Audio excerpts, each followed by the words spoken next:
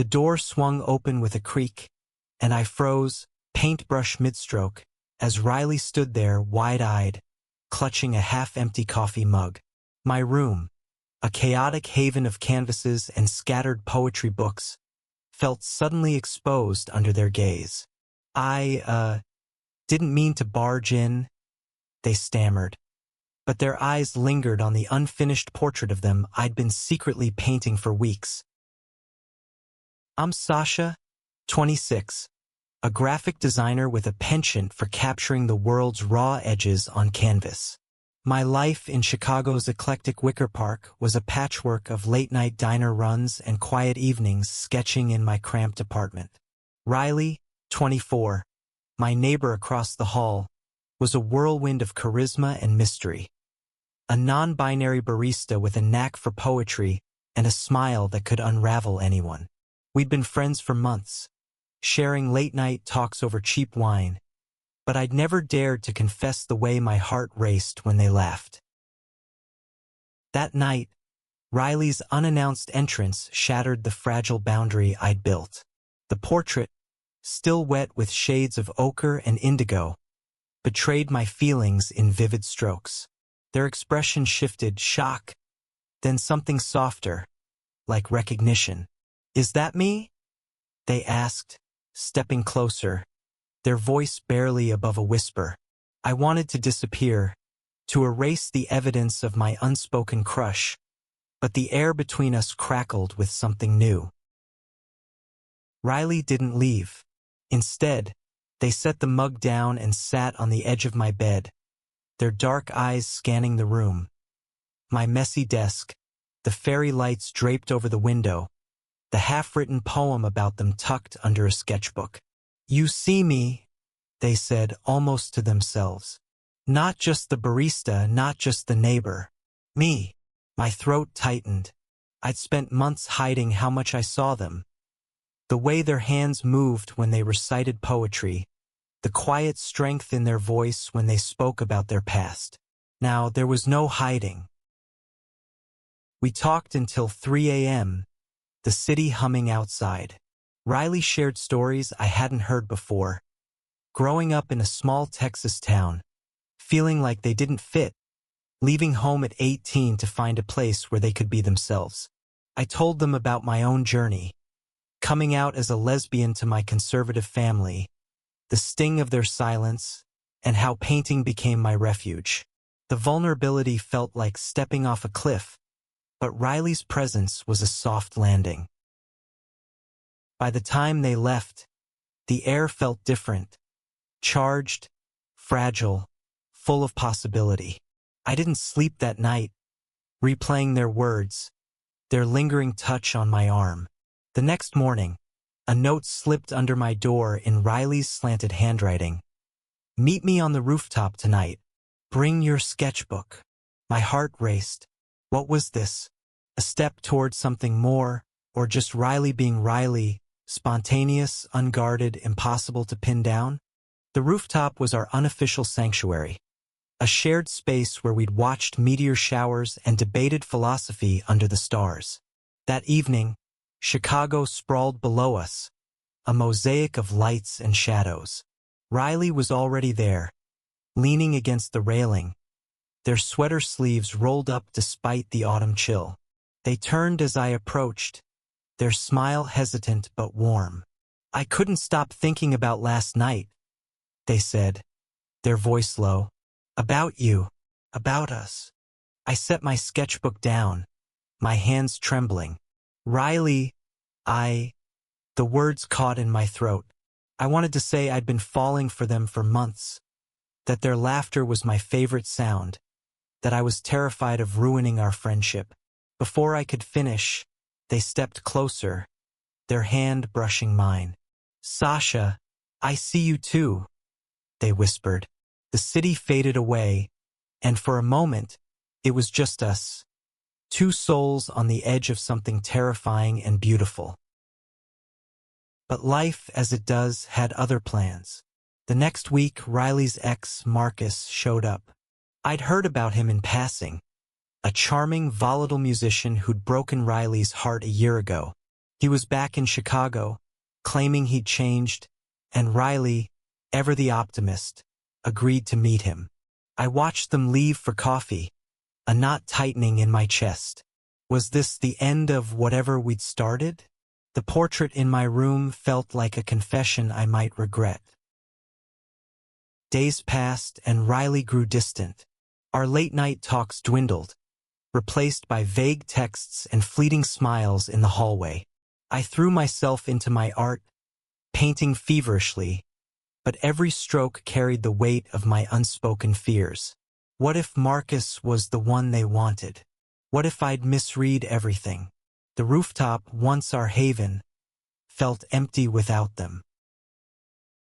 Then, one rainy evening, Riley knocked on my door again.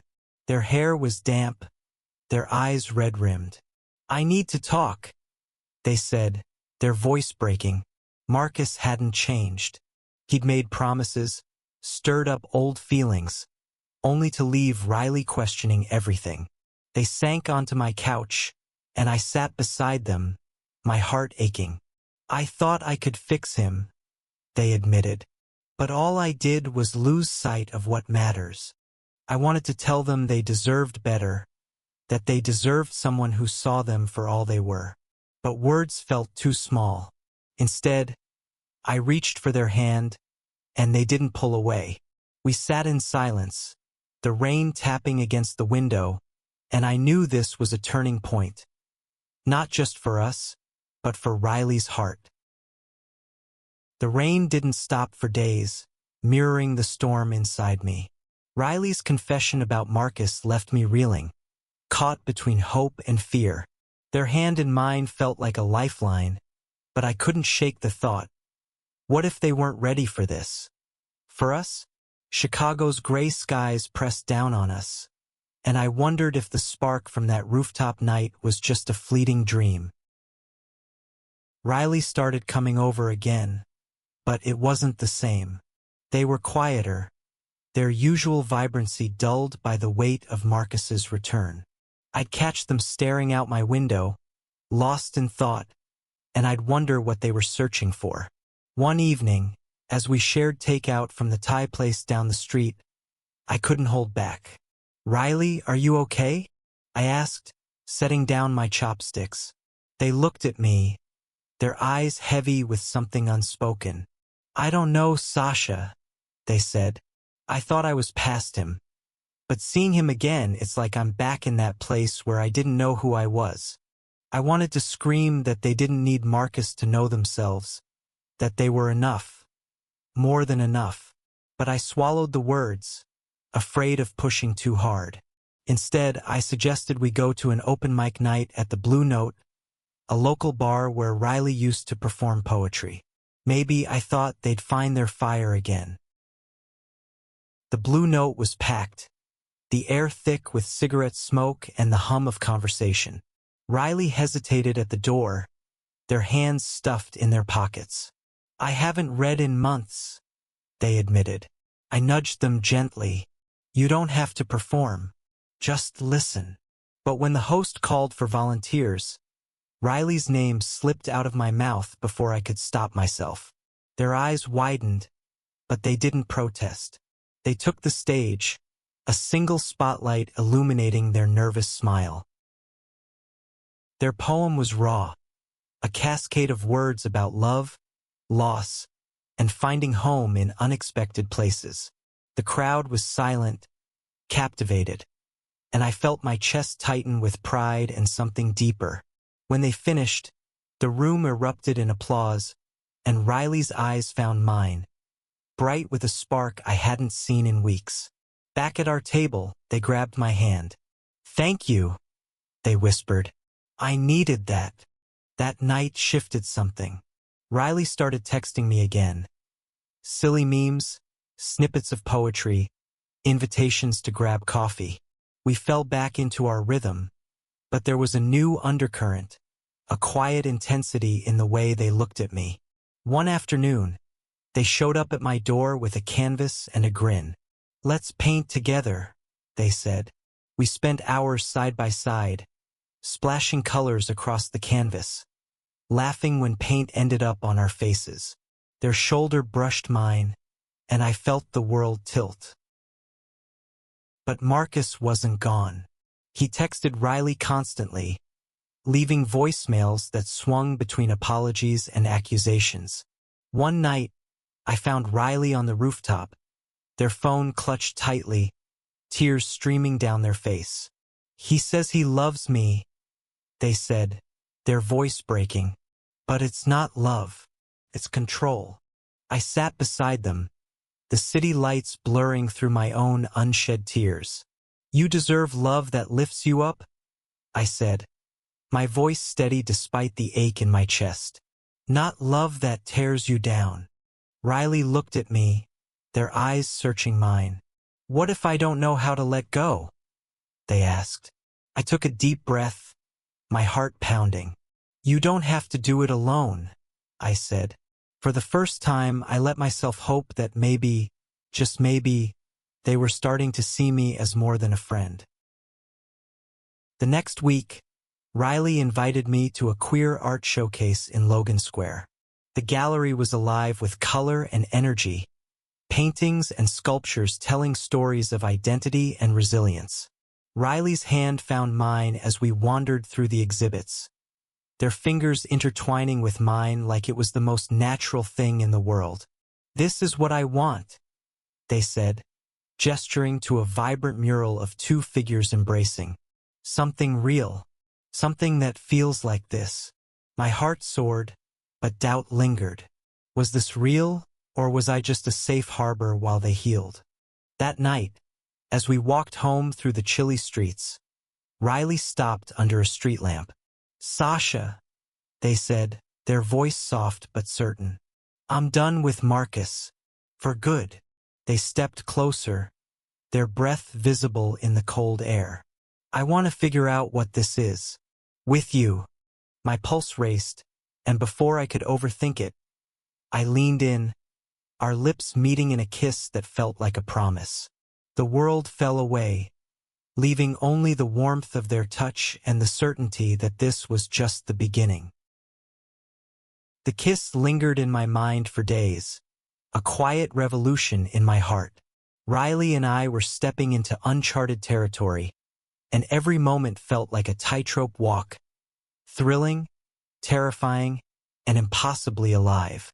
But even as we grew closer, the shadow of Marcus loomed, a reminder that love, no matter how real, doesn't erase the past. We started spending more time together, weaving our lives into a delicate tapestry. Mornings at the corner cafe, where Riley scribbled poetry on napkins while I sketched their hands. Evenings on the rooftop, where we'd lie on a blanket, sharing dreams under the stars. Riley was opening up, their laughter brighter, their touch more certain. But I saw the flickers of doubt in their eyes, the moments when they'd check their phone and frown, as if Marcus's ghost still lingered. One Saturday, we took the L train to Lake Michigan, the city's heartbeat pulsing around us. The lake stretched out, vast and shimmering, and Riley kicked off their shoes, running toward the water with a grin. "Come on, Sasha," they called, their voice carrying over the waves. I followed, laughing as we splashed through the shallows, the cold biting at our ankles. For a moment, we were just two people in love, free from the weight of the world. But reality crept back in. That evening, as we dried off in a diner, Riley's phone buzzed. Their face fell as they read the message. "It's Marcus," they said, their voice flat. "He's in town again. Wants to meet." My stomach twisted. I wanted to beg them not to go, to protect the fragile thing we were building. But I knew Riley needed to face this on their own terms. "Do what feels right," I said, forcing a smile. They nodded, but the distance in their eyes scared me. The next day, Riley met Marcus at a park in Lincoln Square. I stayed home, painting furiously, trying to drown out the fear that I was losing them. When they returned, Their face was unreadable. He apologized, they said, sitting on my couch. Said he's getting help, that he wants to be better. I held my breath, waiting for the blow. But I told him no, they continued, their voice steady. I told him I'm done letting him define me. Relief flooded me, but it was tempered by the pain in their eyes. Letting go of Marcus wasn't just about ending a relationship. It was about rewriting who Riley was. That night, we cooked dinner together in my tiny kitchen, bumping into each other as we chopped vegetables and stirred sauce. The normalcy of it felt sacred, a quiet rebellion against the chaos of the past. Riley hummed softly, and I caught myself staring, memorizing the curve of their jaw, the way their hair fell into their eyes. What? They asked, catching my gaze. I blushed. Just you're beautiful. They smiled, and for the first time it felt like they believed me. But love, I learned, isn't a straight line. A week later, Riley got a call from their old roommate, Jade, who'd been close to Marcus. Jade was in town and wanted to meet up, and Riley agreed, thinking it would be harmless. I didn't trust it, but I kept quiet, not wanting to seem controlling. The night they went out, I stayed up, sketching until my hands ached, trying to ignore the gnawing worry. When Riley came back, they were shaken. Jade kept talking about Marcus, they said, like I was making a mistake by letting him go. I pulled them into a hug, feeling their heartbeat against mine. You're not a mistake, I whispered. You're a miracle. We started setting boundaries, small, intentional steps to protect what we were building. No more late-night texts from Marcus. No more meetings with people who didn't respect Riley's choices. It wasn't easy. Riley struggled with guilt, with the fear that they were abandoning someone who needed them. But every time they wavered, I was there, reminding them of their worth. One evening, as we sat on the rooftop, Riley pulled out a notebook. I wrote something for you, they said, their voice shy. They read a poem about finding light in unexpected places, about choosing love over fear. Each word felt like a brushstroke on my heart, painting a future I hadn't dared to imagine. When they finished, I kissed them, slow and deliberate, pouring everything I felt into that moment. I'm all in, I said, my voice trembling. Riley smiled, their eyes shining. Me too. Winter settled over Chicago, blanketing the city in snow and silence. Riley and I were finding our rhythm, our days filled with stolen kisses and shared dreams. But the past has a way of clawing its way back, and Marcus wasn't ready to let go. One frigid morning, I found a letter taped to my door. The handwriting was unfamiliar, but the words were unmistakably Marcus's. Accusations, pleas, claims that Riley was making a mistake. My hands shook as I read it, anger and fear twisting inside me. I didn't show Riley, not yet. They were finally starting to shine again, and I couldn't bear to drag them back into his orbit. But keeping it a secret felt like a betrayal, a crack in the trust we'd built. I confronted Riley that evening, the letter burning a hole in my pocket. We were in my apartment, the air warm with the scent of cocoa. Riley, there's something you need to see, I said, handing them the letter. Their face paled as they read it, their hands trembling. He's not stopping, they whispered. Why can't he just let me go? I wanted to fix it, to shield them from this pain, but all I could do was hold them as they cried. The letter was a turning point. Riley decided to block Marcus's number, to cut off contact completely. It was a brave, painful step, and I was proud of them, but I saw the toll it took. They threw themselves into their poetry, performing at open mic nights, their words sharper and more powerful than ever. I watched from the audience, my heart swelling with admiration, but I couldn't shake the feeling that we were still on fragile ground.